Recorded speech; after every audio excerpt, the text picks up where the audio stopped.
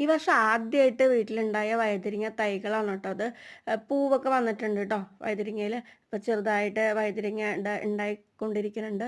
പക്ഷെ എന്താ സംഭവിച്ചതെന്ന് വെച്ചാൽ ഇതിന് ശേഷം ഭയങ്കര മഴയായിരുന്നു കേട്ടോ. ഒരു 3-4 ദിവസം പുറത്തിറങ്ങാൻ പറ്റാത്ത മഴയായിരുന്നു. അപ്പം ശ്രദ്ധിക്കാൻ പറ്റിയില്ല കേട്ടോ. പിന്നെ ആ ഒരു മഴൻ്റെ ആ ഒരു ഇതൊക്കെ കഴിഞ്ഞ് വരുമ്പോഴേക്കും ഇത് ചെടി ഇതുപോലെ ആയി കേട്ടോ. ഫുള്ള് പുഴുക്കേട് വന്നിരിക്കുക. പുഴുവൊക്കെ അതിൽ തന്നെ നിന്നിട്ട് അത്യാവശ്യം വലുതായിട്ടുണ്ടായിരുന്നിട്ട് ഒരു ഇലയിൽ നിന്ന് തന്നെ വേറൊരു ഇലയ്ക്ക് സ്പ്രെഡ് ആവുകയായിരുന്നു ചെയ്തിട്ടുണ്ടായിരുന്നത്. അപ്പോൾ അതൊക്കെ ഒന്ന് ക്ലീൻ ചെയ്ത് വിടുമായിരുന്നു കേട്ടോ. കത്രിക കട്ട് ചെയ്ത് വിടുക ചെയ്തിട്ടുണ്ടായിരുന്ന ഇലയിലൊക്കെ.